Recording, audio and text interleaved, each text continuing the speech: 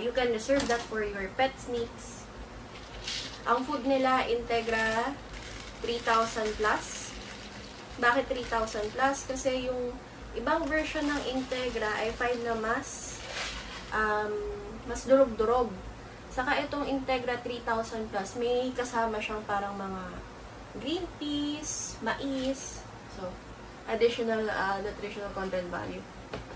Sa tingin ko, ano ang cons?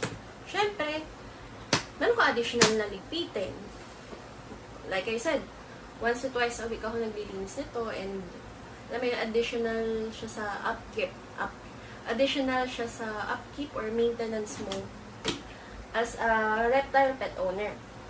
Kung hindi naman problema sa'yo, kung hindi naman problema sa'yo money, you can keep buying once a week.